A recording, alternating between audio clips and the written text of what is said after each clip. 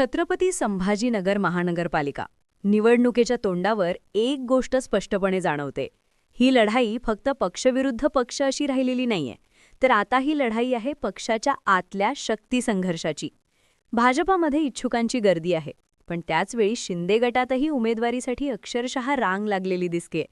मात्र या गर्दीमागे जे आतून खतखततंय ते आता उघडपणे समोर येऊ लागलेलं आहे. शिंदे गटात नवनाराजी नाट्य सुरू झालंय. पुत्रासाठी राजकारण तापले आणि वरिष्ठ नेत्यांमधील तणाव आता लपून राहिलेला नाहीये. जयस्वाल असो की तन्वानी, तुपे किंवा मग पालकमंत्री संजय शिरसाट, सगळेच बिल्डिंग लावताना दिसून येत आहेत.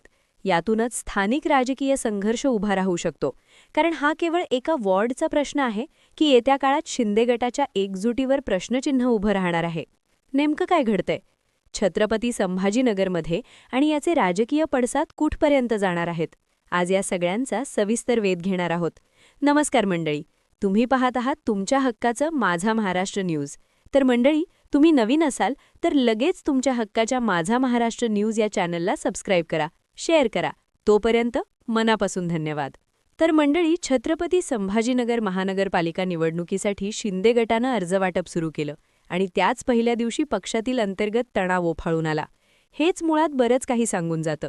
दिवसभरात तब्बल 536 इच्छुकांनी अर्ज नेले, म्हणजेच शिंदे गटाकडेही उमेदवारीसाठी किती मोठी अपेक्षा आणि स्पर्धा आहे हे स्पष्ट झालं. आजही अर्जवाटप सुरू आहे आणि पुढील 2 दिवस मुलाखती होणार आहेत. पण या प्रक्रियेनं पक्षात समन्वय वाढवण्याऐवजी संघर्ष अधिक उघड केला असंच चित्र सध्या दिसतंय. या सगळ्या घडामोडींच्या केंद्रस्थानी आहे गुलमंडी वॉर्ड, कारण इथे प्रश्न आहे थेट पुत्राचा.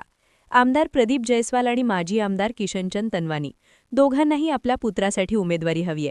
कोणीही मागे हटायला तयार नाहीये. तन्वानी यांनी विधानसभा निवडणुकीत शिंदे गटाच्या उमेदवारीसाठी माघार घेतली होती आणि ते शिंदे गटाचे उमेदवार म्हणजेच अर्थात आमदार प्रदीप जयस्वाल. नंतर त्यांनी शिंदे गटात प्रवेश केला आणि त्यामागची त्यांची अपेक्षा स्पष्ट होती, पुत्राला संधी. पण त्याच वॉर्डमधून आमदार जयस्वाल यांच्या पुत्राचीही तयारी सुरू आहे.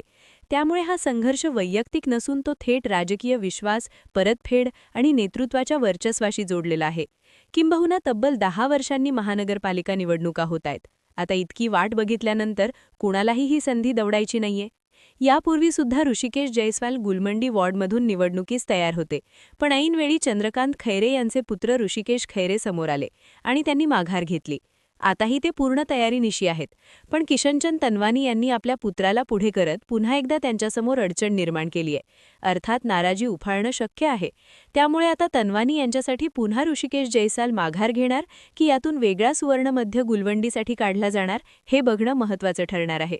या वादामुळे शिंदे गटात आधीपासून असलेला तणाव पुन्हा एकदा पुढे आलाय. मंत्री संजय शिरसाट आणि जिल्हाप्रमुख राजेंद्र जंजाळ यांच्यातील मतभेद आधीच चर्चेत होते. आता गुलमंडीतील संघर्षामुळे पक्षातील गटबाजी अधिक ठळकपणे समोर आलेली आहे. विशेष म्हणजे उपमुख्यमंत्री एकनाथ शिंदे यांनी नुकतीच स्थानिक नेत्यांची बैठक घेऊन समन्वय घडवून आणण्याचा प्रयत्न केला होता. त्या बैठकीनंतर जंजाळ फ्रंटफूटवर आले, तर शिरसाटांच्या जवळचे काही नेते बॅकफूटवर गेले अशी चर्चा सुद्धा सुरू झाली.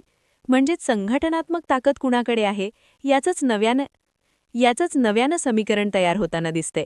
याच पार्श्वभूमीवर माजी महापौर त्र्यंबक तुपे अचानक गायब झाल्याची चर्चा रंगली. अर्जवाटप सुरू असताना काही प्रमुख नेते दुपारनंतर निघून गेले, काही चेहरे दिसेनासेच झाले.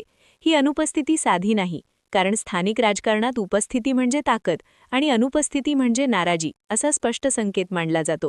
त्यामुळे शिंदे गटात सध्या सर्व काही ऑल इज वेल नाही हे या घडामोडींमधून अधोरेखित होतं. गुलमंडीतील संघर्ष आणखीन गुंतागुंतीचा आहे, कारण इथे फक्त 2च इच्छुक नाहीत. माजी नगरसेविका प्रीती तोतला आणि पराजक्ता राजपूत याही लढण्यास इच्छुक आहेत. 2 बड्या नेत्यांच्या संघर्षात आपली संधी कुठे जाणार ही चिंता या इच्छुकांनाही सतावतीये.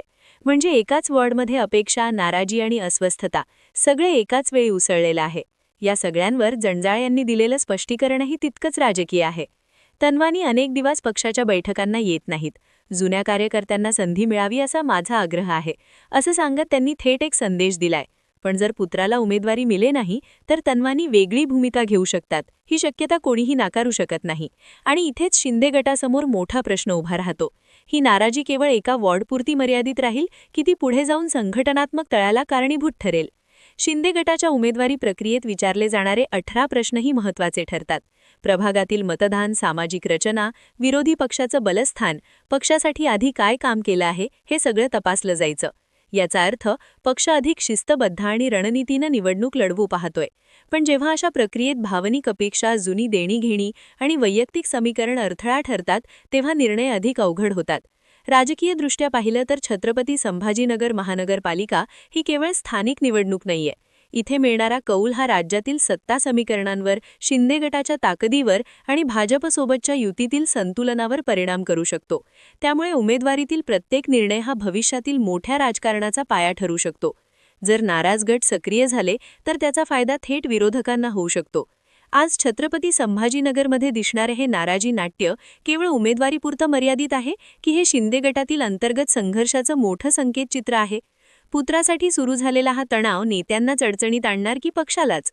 अखेरीस हा वाद स्थानिक समितीत मिटणार की थेट एकनाथ शिंदेंच्या कोर्टात जाऊन नवं राजकीय वळण घेणार? याची उत्तरे येत्या काही दिवसात मिळतीलच. पण तोपर्यंत एक प्रश्न कायम राहतो.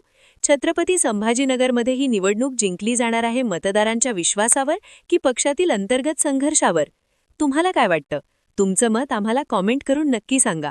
बाकी राजकारणाच्या आखाड्यात आपली नजर कायम असणारच आहे, तेव्हा कुठेही जाऊ नका. पाहत रहा तुमच्या हक्काचं माझा महाराष्ट्र न्यूज. आणि लगेच तुम्ही तुमच्या हक्काच्या माझा महाराष्ट्र न्यूज या चॅनलला सबस्क्राईब करा, शेअर करा. तोपर्यंत मनापासून धन्यवाद.